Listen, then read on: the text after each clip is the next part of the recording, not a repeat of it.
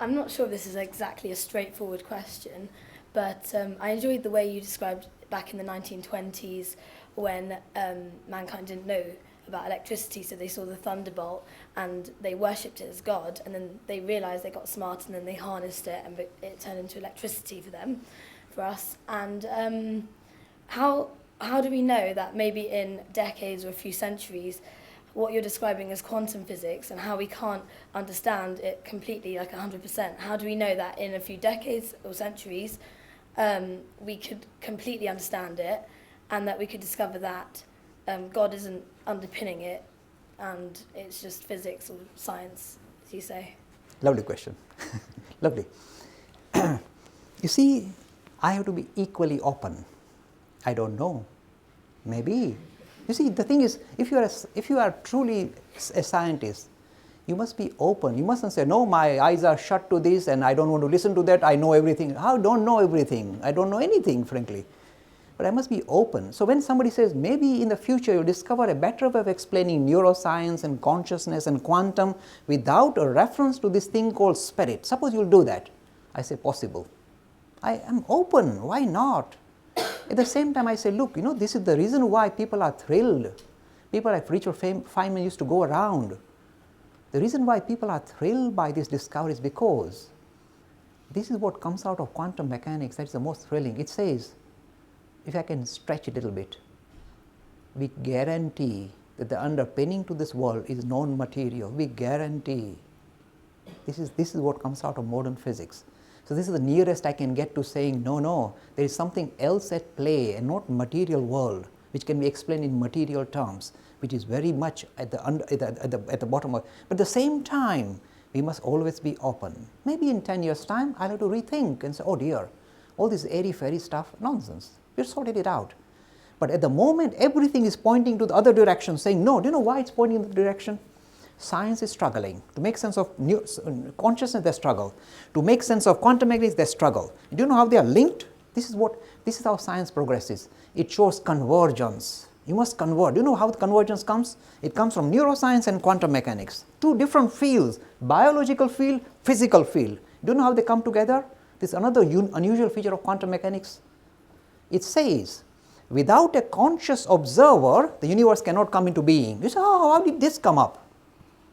They say the universe that you observe is not an objective reality. This is pure physics. I'm not doing poetry.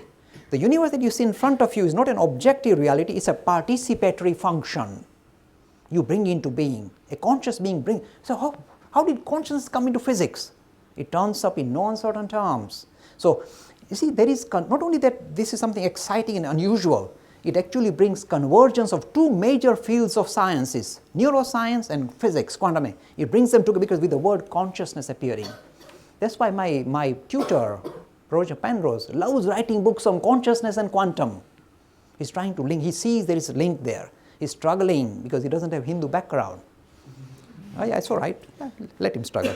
But this idea that is consciousness that will link these two major fields of human study, physics as well as neuroscience. Wonderful thing. Take some more questions. Come on, chaps, ask me some pointed questions. You solved all the problems of the world. You discovered spirit as under. Look, let me finish with one thing. Most Hindu youngsters feel that their religion is the weakest thing in their background, in their inheritance. There are many, some are saying no way. But many feel that religion is somehow, their religion is so weird with all these elephant head gods and so many gods and with weird arms and legs and cracking coconuts and I say, oh, it's a weird enterprise.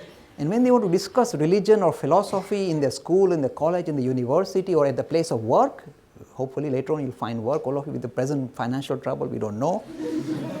But you see, you feel that maybe religion is the weakness in your background. I'm telling you, I've come across so many students who struggle. They don't want to discuss philosophy, they run away from it. They just know, mostly Gujaratis, they want to know how do we make money. Rest, forget it. This is the religion of Gujarat. Sindhis, Gujarat, we have all the same, our mind is on that. Spirit can wait. Where do we get? So you see, we are struggling. But in this particular state, if suddenly what appears as a weakness in your background suddenly becomes the most strongest thing you possess, a real inheritance, a dramatic inheritance that makes you relate to the science. Do you know why it's so important? At the moment, one of the biggest problems the world faces is how do you relate a religious worldview with your God and all that, creating the world, and the science-oriented rational worldview, because they sit aside. They are not allowed to interact. They sit different universes, schizophrenic world. And we are allowed to sit like that. Do you know why? Because one of the most popular philosophers, Wittgenstein, has left his legacy. This is a self-contained worldview which is called the science worldview. This is another self-contained worldview with its own truth claims called the religious worldview. Let them be. They say, no, how can you let them be? It's schizophrenic. So when you go to your churches or your temples, you switch off science and say, oh Lord, where are you? Where are you? And you crack coconuts.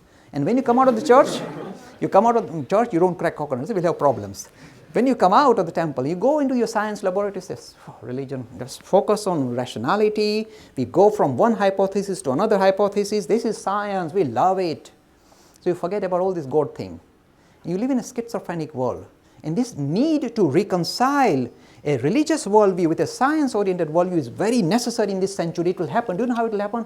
Either science is going to win and snuff out religion. Say, you are not the solution of mankind, you are the problem. You create terrorism, we snuff you out. This is a really real challenge. So either that will happen, or this newer, deeper understanding which brings these two major enterprises that have helped mankind for thousands of years come together in a dramatic manner. Getting revived and refreshed about religion from the findings of modern science. At one talk I said, this was at Eton College, I told them, if you thought that it is really the prophets of the past that will revive your love and interest for religion, my friends, you are mistaken. It's not the prophets of the past, but the science of today that will make you feel charged up about religion and spirituality in a much more wider, much more broader, much more deeper manner than ever before. Lots of people will be drawn to spirituality, not using the prophets of the past, but the science of today. And they applauded very warmly.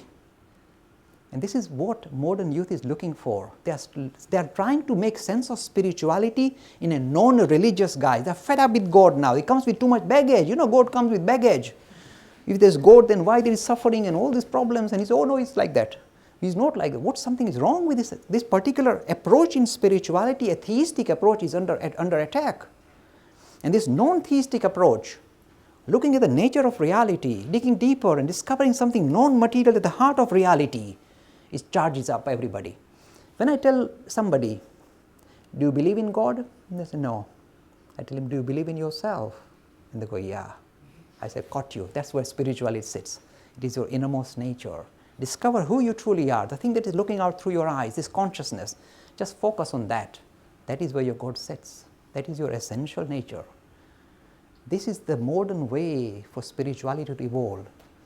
It is not the God of the past, but the God that sits in us and becomes visible through our eyes. We need to refocus on that. Discover spirituality that close to us as our essential being.